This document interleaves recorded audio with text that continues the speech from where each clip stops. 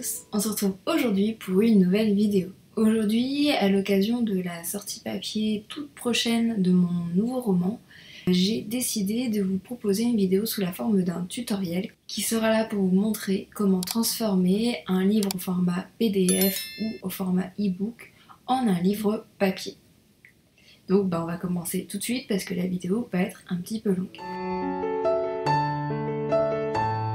Alors, première étape, ça va être de faire des corrections. Cette étape-là, elle n'est pas obligatoire, elle est facultative et elle sera surtout liée au fait que vous ayez encore des petites fautes ou des choses qui traînent encore dans votre première version de votre roman et finalement la version de papier va pouvoir être un peu plus aboutie.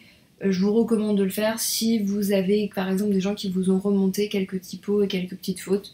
Ça vous permettra d'avoir un roman papier qui sera vachement plus propre.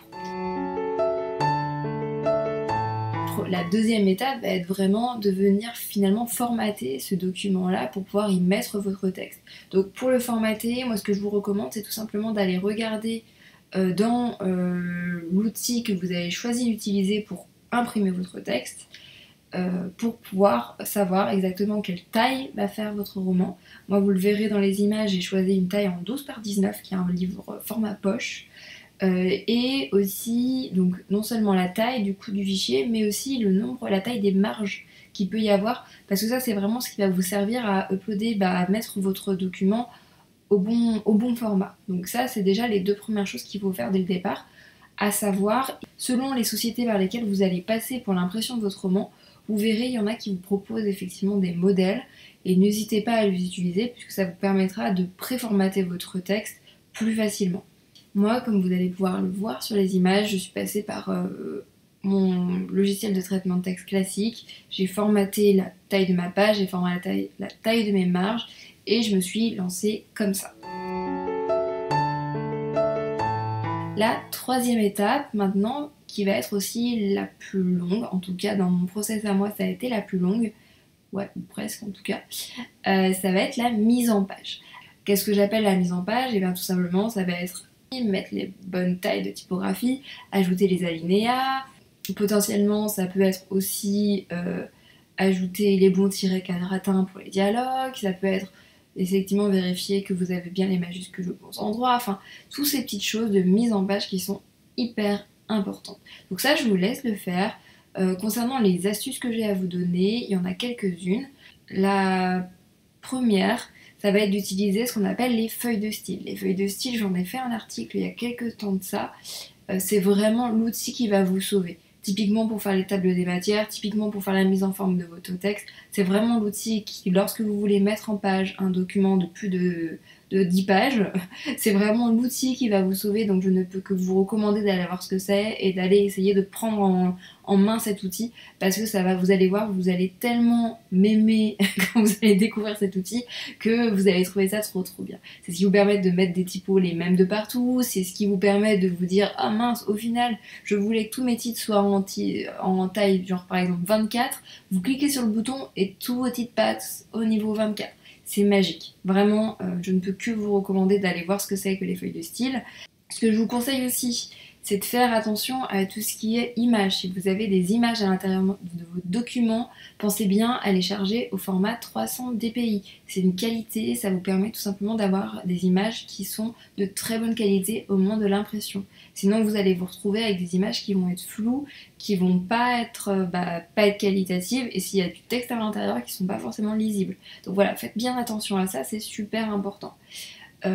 Autre chose que vous pouvez savoir sur la mise en page, ça va être surtout de regarder ce que font les autres en termes de livres, parce que vous allez voir qu'en fait l'intérieur d'un livre, il y a souvent des pages blanches au début, des pages blanches à la fin, des mentions légales au début, des mentions légales à la fin, potentiellement des remerciements, potentiellement des pages, par exemple un petit peu des annexes du genre du même auteur ou ce genre de choses. Donc ça c'est tout des choses que vous pouvez avoir envie de mettre dans votre texte, et pour vous aider à les placer aux bons endroits, pour vous aider à savoir comment ça se met en place, moi je ne peux que vous recommander de prendre un livre que vous appréciez et de copier finalement la mise en page qui est utilisée. Et moi vraiment je peux que vous recommander de faire ça, ça vous permettra d'avoir quelque chose de propre et de professionnel à la fin.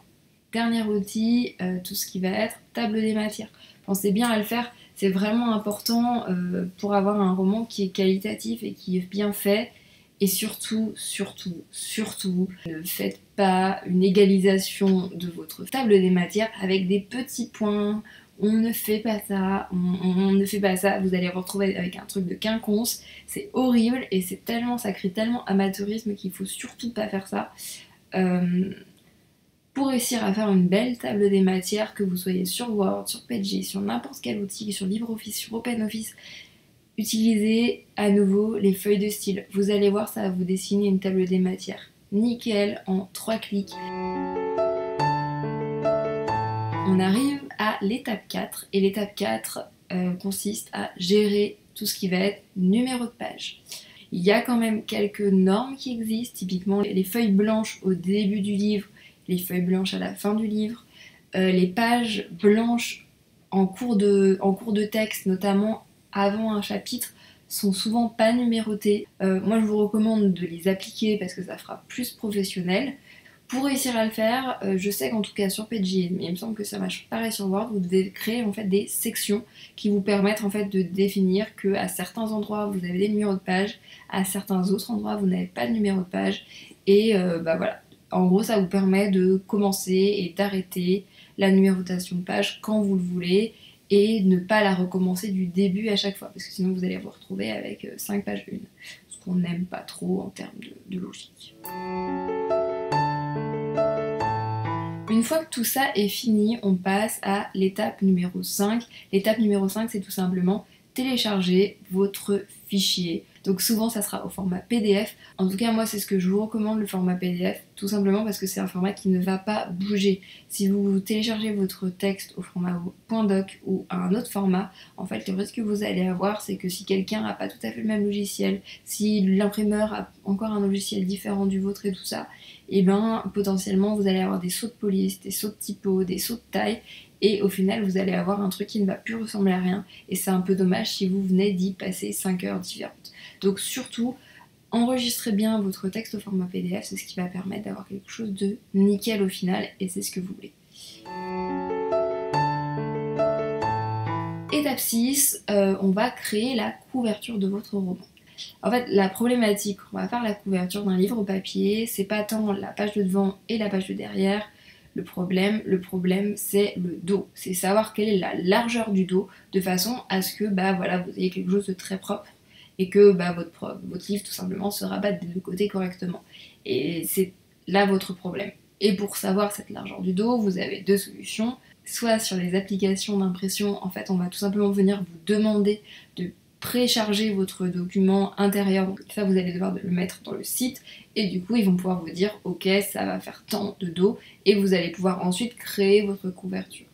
Si vous passez par un imprimeur, n'hésitez pas à lui demander, dites-lui voilà, ça va être mon fichier interne, est-ce que vous pouvez me dire quelle va être la taille de ma couverture? Lui pourra vous expliquer, lui pourra vous dire, donc voilà. N'hésitez pas à poser la question parce que sinon vous risquez très fortement de ne pas vous retrouver avec la bonne taille exacte. Votre dos va aussi être impacté par la taille et l'épaisseur des pages. Forcément, si vous prenez un grammage plus lourd, vous allez avoir des pages plus épaisses, donc votre dos va être plus épais. Donc pensez bien à préciser ce genre de choses à l'imprimeur ou à l'application que vous utilisez. Une fois que vous avez les tailles, vous allez passer à la création de votre couverture. Pour cela, vous allez pouvoir passer soit par un illustrateur qui va vous faire votre première page, soit vous allez passer par des logiciels de création. Vous faites un petit peu votre outil. Une majorité maintenant des applications en ligne vous proposent des outils de fabrication et des outils de mise en page. Sinon, moi je suis passée par Canva qui est un bon outil, c'est pas l'outil professionnel parmi tous, mais ça fonctionne. Sinon, bien sûr, vous pouvez passer par InDesign. Donc voilà, vous avez comme ça plein d'outils qui pourront vous utiliser à créer votre couverture. N'oubliez pas juste d'avoir votre code barre, d'avoir potentiellement votre numéro ISBN parce que vous en aurez besoin. N'oubliez pas toutes les informations légales que vous devez mettre sur un livre. 7e étape, du coup, on va venir télécharger cette couverture. Téléchargez-la au format PDF ou au format PNG. Le plus important, là encore, c'est un petit peu ce que je vous disais au niveau des images un peu plus tôt dans cette vidéo, c'est qu'il faut que votre document soit chargé dans une qualité d'impression. Donc en fait, en général, là encore, ça va être du 300 dpi, donc ça va être un fichier qui va être assez lourd, mais c'est mieux, parce que ça vous évitera d'avoir une couverture qui va être pixelisée, et c'est quand même plus classe. On arrive à la 8e étape et à la dernière étape, qui va juste être de faire imprimer votre livre. Vous y êtes enfin. Donc moi, ce que je vous recommande de faire, c'est de passer par ce qu'on appelle un BAT. Un BAT, c'est le bon à tirer. C'est finalement un premier exemplaire de votre livre. Alors oui, c'est payant. Ça va être un petit peu la phase qui va être payante et qui, moi, je vous recommande de le faire absolument. Parce que c'est ce qui va vous permettre de vérifier que votre livre est nickel. Ça, vous serez content de le savoir quand vous allez devoir ensuite l'envoyer. Potentiellement, si vous faites appel à une entreprise d'impression à la demande, par exemple, moi je suis passée, donc, comme vous avez pu le voir dans la vidéo, par BOD, donc Books on Demand. Comme je passe par ce type de service, en fait, les livres ne vont pas passer entre mes doigts. Je commande directement les livres auprès de Books on Demand et Books on Demand les envoie directement à mes clients, à mes lecteurs. Du coup, je ne vois pas les livres. Donc je suis bien contente de savoir, grâce au BAT, si le livre est beau, si le livre n'est pas beau, ce qu'il y a comme problème et tout ça. Donc c'est vraiment important de commander un BAT tout simplement pour vérifier la qualité du livre en amont. Et petite astuce aussi pour pouvoir faire vos photos, parce que vous serez très content d'avoir quelques formats assez jolis pour pouvoir faire vos photos et pour pouvoir diffuser ensuite la publicité de votre livre et en faire la promotion.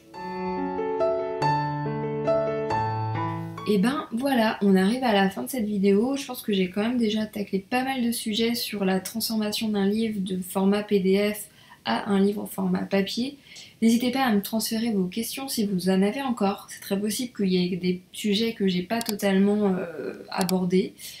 J'ai fait quand même pas mal d'articles déjà sur le sujet aussi, donc n'hésitez pas à aller regarder sur le blog, vous trouverez certainement des informations complémentaires à ces éléments-là.